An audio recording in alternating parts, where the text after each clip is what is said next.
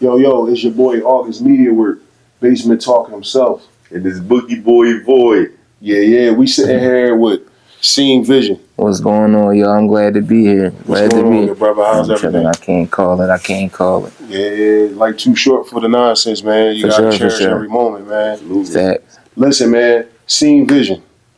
Notable guy in the city, popping, on a scene, shooting videos for a lot of dope people, man. Appreciate you. Grammy nominated Friday. Definitely shout out to Friday. From Philly. He was on a joint with Jay-Z, DJ Khaled, and Wayne. Fact. That was a dope thing, man. Drew Boy, T Grizzly, Fat Joe, like my man Boy said, you be working with a lot of people, man. How do you even get into that space, man? That's interesting. A lot of people want to be in those spaces. How do you even find a way to get into those spaces? I mean, honestly, I would just say being myself, like just rubbing elbows, doing good business and stuff like that. They open a lot of them doors open up themselves. Believe it or not, I do a lot of word of mouth work. So meaning I'm not really promoting. If you know me and see me on Instagram, I'm not promoting 24/7. Yo, let's shoot, let's work. A lot of it is, a lot of times it's word of mouth. You get put in them doors based on people being able to trust you and stuff like that. So a lot of them doors open themselves, believe it or not. Where did you find the love for videography? When did you first pick up a camera? I would say, to be honest, it might have started around 2011, 2012. I would say I didn't take it serious, but I had a homie, shout out to Sewell Wells, whatever, on Instagram. That's my guy. And this is somebody I grew up with, went to high school with, and he was always into fashion.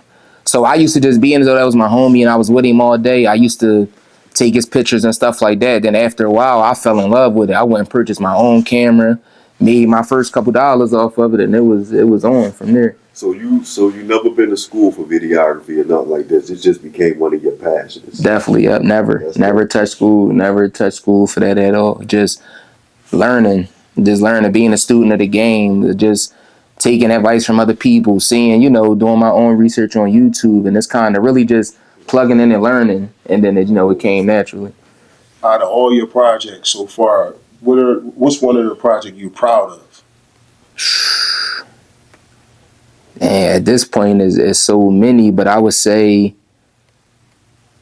maybe the first time I was on TV with my guy Tone Trump, like just putting,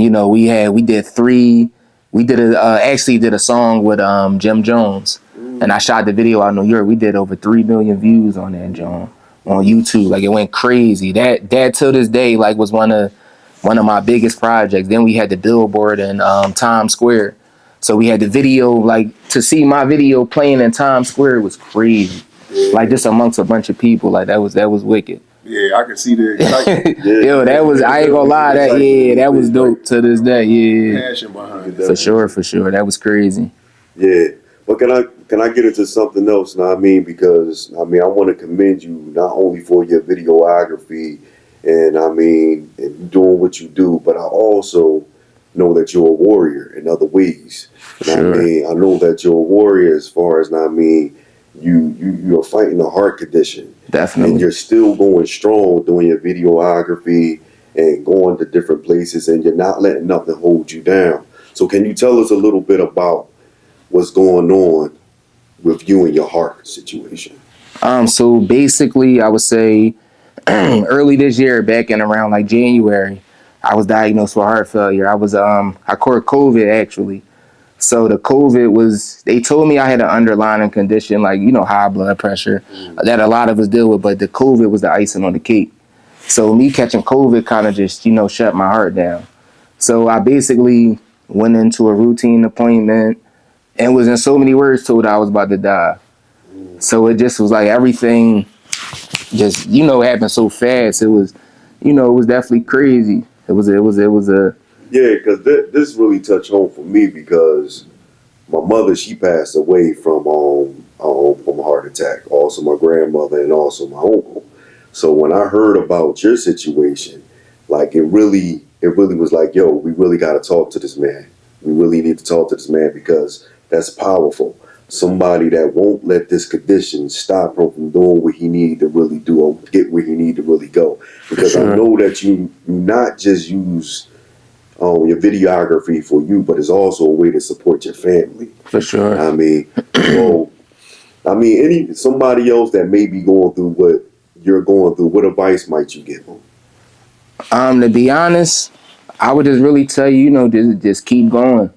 Is one thing I learned in this whole situation was like just the will to keep going. I feel like giving up was the easy part. Okay. Being in the hospital, like I easily could have just said, you know what, I'm tired of this. I'm dealing with too much and shut down. But I remember being in a coma, and I was in an induced coma, and they told my parents, my mom and my dad, my wife was there, and they said, yo, he won't be out this coma for maybe like a month or something like that.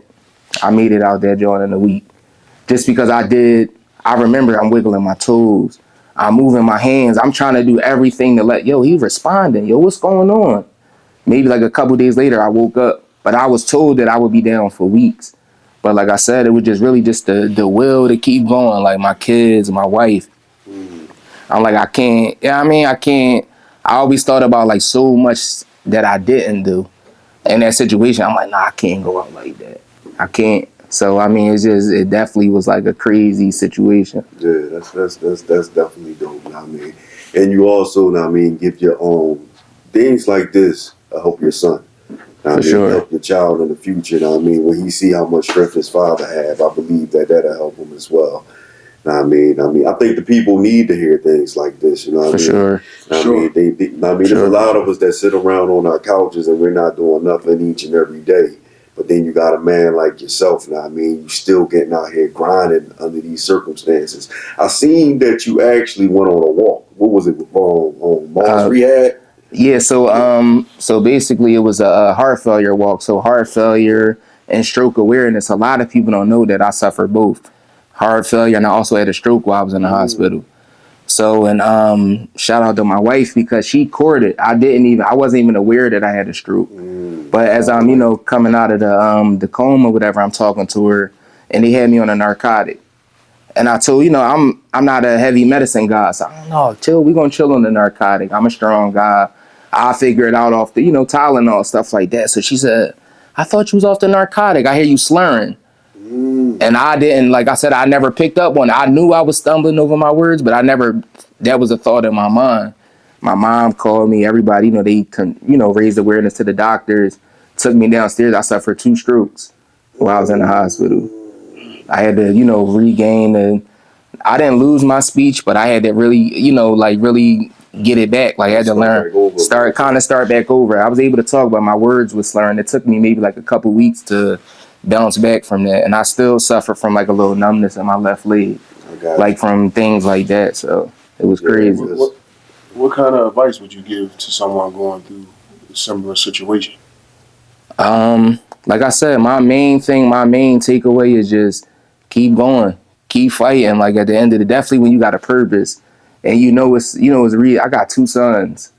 I gotta be here for my boys. You feel me? I got an 8-year-old. Shout out to Yaddy. And I got a 3-year-old KJ. That's my junior right there. And my wife too. Just I gotta be here. You feel me? That's all I could think about. Is like not even though I was going through the situation. Yeah. It wasn't just about me. It was like, yo, like you feel me? Yeah, gotta be here for them. That's tough. That's definitely tough, man. My thing is, it's not a lot of people that could go through what you've been through, man. Like I said, my heart go out to you and your family. I'm glad that you're taking care of them boys, man. The way you're taking care of them boys.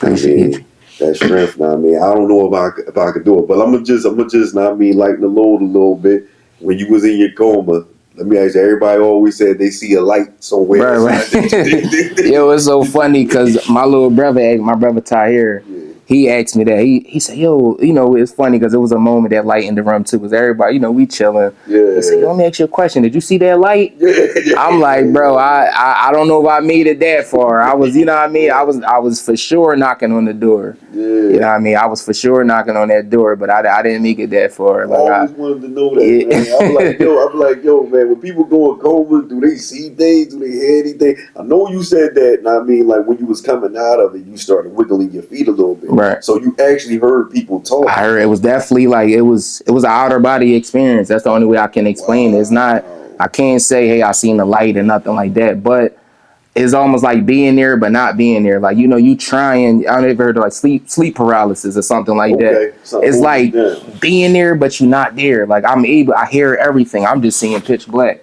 I hear my uncles, I hear my mom, I hear people. I'm wiggling my feet. But I'm just like, I can't shake this. Like, it was just something I couldn't get up. No matter what I tried, I'm fighting to open my eyes. I just couldn't do it. Wow. It was just like I said, it was an outer body experience. I heard everything. I was able to even recall stuff back to people when I go, yo, you heard that? I'm like, yeah, but I just couldn't respond. There was nothing I could do. I couldn't talk. I couldn't do anything. So what about feeling? Like if anybody like pinched you or something, would you feel like a little? I had people touch my feet and touch my arms and let me know we here for you. But I felt everything. Like I literally is almost like even when I got airlifted from. So I started at Christiana Hospital in Delaware is where I got diagnosed at, and I had to get airlifted to Penn because at that time Christiana told my mom that there was nothing else they could do for me. Yeah. They basically said like, we had our, we met our match. There's nothing we could do. Like, they don't think I would make it through the night. Yeah. And I'm here now, you know what I mean? 6-7 months later, yeah. I'm here, you know what I mean? So definitely thank Allah for that. Like, he got me through it. And the crazy part is I got sick during the month of Ramadan. Okay. So that's, if you Muslim, that's the holiest month. Yeah. That's where the most blessings and everything. So if it was a time I had to go through that was the best time to go through it. Because I had thousands, like, people praying for me that I never met, which was crazy. That's a beautiful thing. Crazy. Like, the love was there. Yeah, that's what we need, man. We need more of that around the world, man. You gotta have that love when we go into these situations. And that's why we're here on this platform right now. That's why we all here talking together. Brothers talking together, you know what I mean, about these situations. Because there's a lot of people that go through what you go through right now and they don't speak about it. And for sure. People don't know how to get through it. You know what I mean? Sometimes people beat themselves up and say, why? Why I gotta go through this? Right. And instead of getting up and keep moving as we talked earlier, they just stay in a slump. For sure. They don't know how to move. So maybe somebody seeing this like, yo, if she ain't do it, I could do it. Yeah, right. It's inspiring. And I never, which is funny that you brought that up, because I never asked myself why. I never, why me? What did I do? Why did I, in my head, I thought of so much I didn't do that could have, not say nobody deserved to be in that situation. Like, I'm not a bad dude or nothing like that. But at the end of the day, I think about, was I praying enough? Was I doing this? Was I doing that? And I understand that everything is the cutter of Allah. So at the end of the day, this was will for me. I got you. I can't, this was already in my plan. So it's not really up to me to say why. Like, why did this happen to me? I just had to, exactly. But like you said, there's a lot of people that I had friends, yo, bro, not to be funny, but I know a lot of bad dudes. Why you? Like, you feel me? Like seriously, not to be selfish, but like, damn, why you, bro? But it's like I said, it is what it is. For, you know what I mean? I know they're good friends and everything, but even for you to still think different when somebody put that in your head, that's even more powerful. Seriously. Because somebody walking up to you and saying, yo, man, I know you're a good dude. This shouldn't happen to you. Sometimes even that make you second guess yourself. Like, for sure, that didn't happen to me, but you still stay strong in that. Definitely, that's definitely. Crazy, man. Had to keep my faith at the end of the day. That's all. And it don't, praying Muslims around me. My mom, my dad, they was there. Shout out to mom and dad. They was there every step of the way. Like, and my dad, he's going through his own situation in terms of, he's a kidney recipient and stuff. My dad suffered from a spinal cord injury. So although he had that going on, he was there every day. In pain, I look at him, yo, you hurting? Don't come today. I'm good. No, let me be a dad. Wow. That's what he told me. Yo, you hurting? Chill. Look me in my face. Let me be a dad. I said, damn, that was deep. Extreme. That was deep.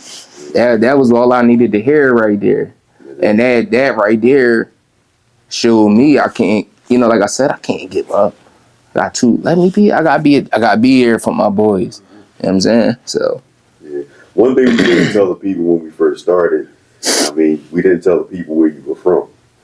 I mean, do you mind giving a shout out where you Oh from? yeah, for sure, for sure. You know, I'm from Philly, There Uptown. you go. Definitely from Uptown. You know, definitely from Uptown. You already Tell us know. about how it was growing up in Philly as a youngin', school situation, whatever you would like to tap into, like I mean, neighborhood. which is crazy because my grandmom in Mount Airy, my other grandmom in West Oak Lane. We grew up in West Oak Lane, whatever. But at a certain age, my mom moved us to the Northeast, whatever, because she grew up down there. My dad grew up in Uptown. They always felt like I want to give them something better. At the time, moving into the Northeast, culture shock, like moving up there, and I always stayed in school in Uptown. Though. I went to West Oak Lane Charter School, went to Parkway Northwest down Germantown, but it was like living in the Northeast was kind of like definitely a breath of fresh air. Like, just being out of the everyday environment. I still got my friends when I go to my grandparents' house, but just to be able to escape and get out the way. And I, moved onto my block. We was literally maybe 3 black families on the block. Yeah. And just, the Northeast has changed, Yeah, I know how it is. crazy Yeah, now. It's a whole crazy. different place. Yeah. But I mean, like growing up was fun. My parents I never wanted for nothing. They always made sure we was good, well taken care of. So I really, childhood to me was a breeze in a sense. I had nothing to really worry about. Yeah, man, you like cheesesteaks? Oh, of course, man. You already know. For sure. What's funny though? I'm a chicken cheesesteak boy now. Oh, though. you a chicken cheesesteak? Yeah, as life went on, like give me a chicken. It's a little more healthier, but it still get to the point. Get to the point. Beef sit on your system. Yeah, for sure. Yeah, for sure. I don't even eat cheesesteaks no more like that, man. I'm more of a cheeseburger and French fry type. There you go. Ain't nothing wrong with that. Ain't nothing wrong with that. I mean, I hear you mention cheesesteak. What's your now? Listen, the greatest debate. What's your go-to spot, man? See, I like going to poppy stores, man. I can't go wrong with that. Yeah. For sure. Everybody talk about Geno's and yeah, man. It's so funny seeing outsiders come. Oh man, I didn't want the Pats. Philly cheesesteaks is trash. You be like, bro, you need to come to the hood. Get one of them steak-em joints and put it together. Absolutely. You gotta go to the poppy. Back in the day, they had a spot on 49th and Thompson. It was called Vincent's. Man. Vincent. They had the best cheesesteaks. They was better than Delisandro's. Better than Delisandro's. Yeah, all of that. Oh man. I missed that spot. I ain't have a cheesesteak good since I don't even remember Pasquale on Stanton Ave. Okay. Right across from King. Different. Yo, You from Uptown, What was the spot where you used to, up on Washington Lane, where you used to get the fish sandwiches from? Oh, Bilal. Halal. Yeah. Oh, man. That was my man. Yo, man, you get them fat cheese. Those used to be crazy. Yeah. Halal Bilal. Yeah, you know the owner of that was on American Gangster. For real? On BET. Oh, wow, wow. The owner of Bilal's, because there was 2 of them. It was that one and the one that was the original one, if I'm not mistaken, was on Walnut Street, like 52nd and Walnut or whatever the case. Yeah, it was 2 of them. I think his name was Bo Baines. Oh, wow. Yeah. I may be getting that name wrong, but if I'm not mistaken, he was a part of like the Black Mob from Philly. Wow. Oh, wow. He had got out of jail and opened up them joints. He actually passed away. I only knew that because I went into the store on Walnut Street to get a steak. I was coming from work, a fish, right. whatever the case may be, and the dude came from behind the counter, Bo Baines, where he was like, "Yo, you should be a heavyweight." I'm like, you know what I'm saying? He was like, "Yeah, you should box." They don't have a lot of boxers in this, heavyweight champions at the time. It was like maybe the mid 2000s. Or whatever the case may be. Right. Then I'm watching BET and I see the old head on TV. I call my man because I had one of my homies. I was like, "Yo, the boy is from the Black Mob, the boy that we seen." Yeah, so that's it made crazy. me look into the history of him. And the guy that owned that. That's crazy. Yeah, Philly got a lot of good places. Yeah. I mean, there's a lot For sure. A lot of hidden gems. A lot of tradition. I mean, we own the Philly pretzel. We got the crimpet. We got the crimpets. We got you talking about tasty cake? Tasty cakes. Yeah, in general, yeah. Amarusa bread. Amarusa. We got the cheese steaks. We got water ice. I don't know. No, nah. Yeah. We did water ice. What else can I think of? From the food tip. Yeah, but that made me want to circle back to I know you eat healthier now, right? For sure. Yeah, so is there some things like I mean like a food regimen or something I mean that are the way you used to eat, the way it used to change? Well, it changed. I know you said you eat chicken steaks now. Right. Instead of beef steaks. Did you totally get rid of beef out of your diet? Pretty much. Like I mean, red meat is at a super minimum. But Okay. coming out of the hospital, I'm now on a fluid restriction and a sodium restriction. So it forces me to change my diet regardless. Portion size. I lost 60 pounds since I've been out the hospital. I went into the hospital around like 290 something. I was almost pushing 300. And I'm now weighing in around like 230, 235, stuff like that. So, but it's like definitely just a drastic change in my diet. Like I stay away from the red meats. I do a lot more cooking than I ever did. Okay. And, we used to eat out a lot, but for now it's like I have to monitor everything. A lot of times we eat healthy. Well, we think we eating healthy, and it's not that. I remember it being in the hospital, my wife then, oh, give me a pesto chicken wrap. I'm thinking that's the healthier option out of everything is there. Then when now I'm heavy into reading labels. I read labels on everything. I happen to look at the label, 1,500 grams of sodium in this one sandwich. I put it down. I can't eat it because at the end of the day, it's like 2,500 or something like that. exactly, yeah. Is that? Yes, mine is 2,000, so I keep it at 2,000. But I still stay under that because I noticed. I know fresh out of the hospital, we went on vacation in Wildwood, and you can only imagine, being down at the beach. It's not a lot of alternatives, but pizza, boardwalk fries, and stuff like that. So I'm eating that. I literally 3 days later, we come back from the joint. I literally got checked into the hospital and kept that same, in that same week because I was holding on to too much sodium. Legs swelling up. I'm noticing I'm a little out of breath, but it's like, those are some of my symptoms if I go too hard. Yeah. And my body is so used to it now that I can tell when I'm holding on to fluid or, because my heart is weak, it's not releasing fluid like like I used to. So I can't drink gallons and gallons of water because my body will retain it. And coming to find out, the reason why I dropped weight so fast was my body was so, my heart was so messed up that I was retaining fluid under my skin, fluid in my stomach. I had bloating issues, but that was fluid just building up in my body that I didn't even know. My mom used to say, oh, you so solid. She filled my skin. Like, you such a solid. Like, I wasn't ever really a sloppy big dude, but it was like, you so solid and solid. But not knowing that it was fluid under my skin that was keeping me so tight, which is crazy. It's this dude I follow on Instagram. I can't remember his name, but he talked about how actually too much water is not good for you. Of course, consuming too much of anything is not good. But H2O or H3O is fruits. I know exactly who you're talking about. Yeah. They say that actually you should have more fruit because you can get the H3O instead of the H2O because too much water is not good for you. So definitely too much water for anybody is not a good right. And on the topic of the diet, if my suggestion, processed foods, period, just stay away from. For sure. Anything that's processed. You know what I mean? Lunch meats and beef, of course. Definitely. Yeah, I don't even, and hoagies and sandwich, that was my twist. That was my favorite thing, but it's like you said, it's processed. I can't, so much sodium in lunch meat and all of that is like, I gotta stay away from it. Can't even touch it if I wanted to. That? You think we eat healthy out there by eating a sandwich, but you ain't. You ain't.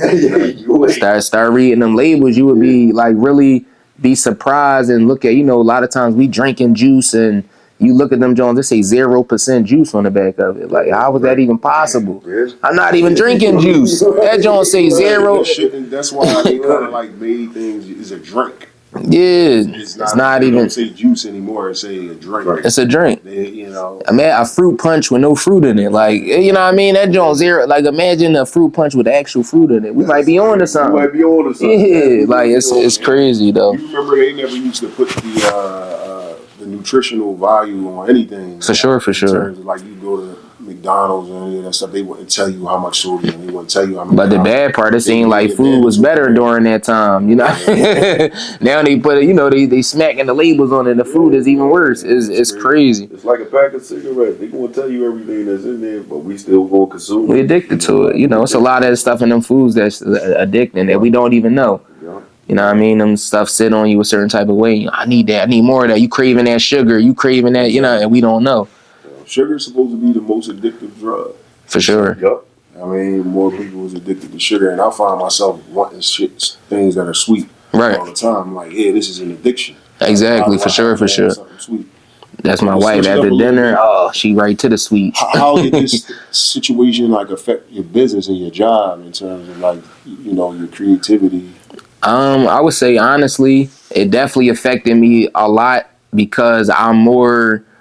I ain't gonna lie, I'm terrified of, you know, getting sick, catching COVID and stuff like that. So it's like, I don't do no clubs no more. No clubs, no large events. You know, I might do birthday parties here and there, but I stray away from a lot of stuff. And I'm also I used to do 3-4 shoots a day, and, you know, I'm running and gunning back to back. I space my shoots out now. I might do 2 shoots a week, 2-3 shoots a week, and that's only 1 shoot a day. I no longer, because I realized I'm no longer, one thing I learned, and, you know, which is on the same topic, is that being in that hospital, I never thought about how much more money I could make.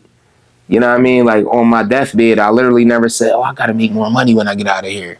I got to get rich. I got to do it. Like, no, that's nothing I thought about. So me coming out of this situation, my mindset is way different. I'm not chasing like I used to no more.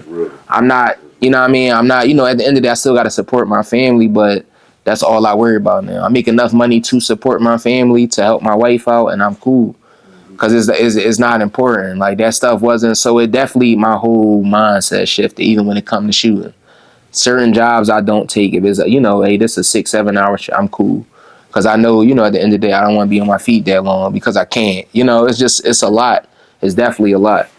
Yeah, health is wealth, man. For sure. Health is wealth. People don't realize that like money ain't everything, man. It ain't. You know what I mean? But it sometimes it takes family. It takes a situation like this to put it in perspective. Because, you know, like anybody else, I was chasing. Yeah. I wanted, you know, I'm taking every shoot under the sun, not realizing, you know, my kids, hey, Dad, you shooting again? Daddy, you out the house again? I'm not, you know, but you got sneakers. Leave me alone. You got every game you want. You got this.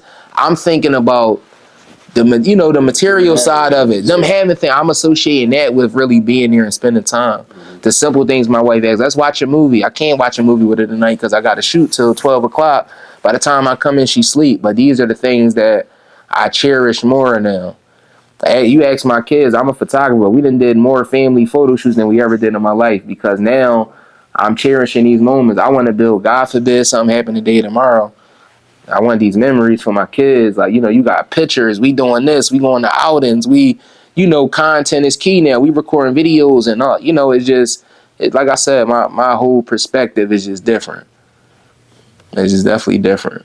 Yeah, this was dope, man. This definitely was dope, man. Sitting here with you, man. Learned a lot about you today. No, I appreciate that. I mean, thank you for letting us, sit down and talk with you and pick your brain, man. Just giving us a little bit of advice, dropping some jewels on us, it made me think about my health a little bit more. For sure. I'm an advocate for health now. Like, I tell anybody, that's my biggest thing. To, yo, damn, somebody, yo, bro, my back, what's it? Go get that checked out, bro. Yo, bro, this, you know, because I won't say I had signs of something going on. But, you know, as a man, sometimes we prideful. Yeah. And, you know, the doctor told me years ago, hey, you know, you got high blood pressure. I can manage that naturally. I'm going to do this. Sometimes we can't do it ourselves. You know, I understand the holistic routes and all that, but sometimes that stuff don't work. Sometimes I'm going to be real. Sometimes we need that medicine. Now, if you take the medicine and get you on a regimen and then you jump off of it, that's different. But sometimes your body could be so far gone that, you know, that natural stuff is not working. You know what I mean? You at a point where your body needs that medicine to redirect you. Now, once you get to, you know, let's say if I got my blood pressure manageable, now I can say, all right, I'm going to wean myself off the medicine and I'm going to go ahead and do the holistic route. But, you know, like I said, I'm an advocate for just check on yourself. Like you said, health is wealth. at the end of the day, I've been having migraines for months. Oh, bro, go to the hospital, bro. That could be a tumor. That could be this. But why wait till it's too late? When you got a lot to live for. You got kids. We got families. Like, how selfish would it be to check out over something that you could have had your hand on? You know what I mean? That's selfish.